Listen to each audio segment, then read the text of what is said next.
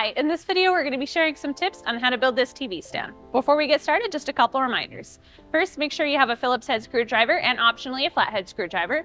Second, another person can be helpful in putting this together. And third, just be sure all the pieces are facing the right way when you're putting it together and you're going to do great. So with that in mind, let's get started.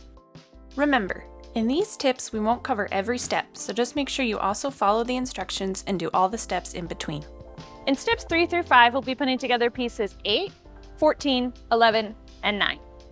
The first thing that we're going to do is stand up piece 14, and you want to make sure that you have this notch right here facing downwards. And then we're going to be standing up piece 8, and you just want to be sure that you have the groove on the bottom and the cam bolts facing inwards. We're going to go ahead and slide that into 14. And then we're going to do the same on the other side with piece 11, once again with this groove on the bottom. All right, and once those are in, you can go ahead and put the cam locks in. And with this, we found that a Phillips head screwdriver will work just fine, but a flathead just is a little bit better. So we'll go ahead and put these in. All right, once you have those cam locks in, we can go ahead and attach piece 9 to the back. And with this, you just want to make sure that you have this little notch facing up against the piece and on the bottom side where it matches up with this groove. You can go ahead and slide that dowel in, and then you can go ahead and put the bolts in on the other side. All right, once you have those bolts tightened all the way, you're good to move on to the next step. On step 7, we're going to be attaching pieces 1, 2, and 3 together.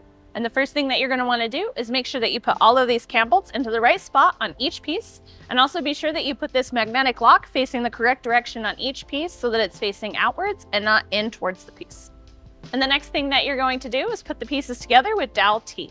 And the first thing that you'll want to do with these is put glue onto one side, and you'll put all of the dowels into one side of the piece. So for this, we're going to put them all into piece 2 first. Okay, and once you have all 5 dowels into one side first, then you can go ahead and put glue on the other side and then connect the second piece. All right, and then you can go ahead and do that on the other side. All right, once you have all 3 pieces connected, you're going to move on to the next step. In step 8, we're going to be putting this piece on top of the piece that we just put together in the last step. And when you're putting these together, you want to be sure that you have this notched edge so that it lines up with the groove on the front of this piece. So we're going to go ahead and flip that over. All right, and once you have those 2 pieces together, you can go ahead and put the bolts in. And we'll just be putting these bolts into each side of this metal plate. And with these, just put each of them in part way until you have all 4 in, and then you can go ahead and tighten them completely.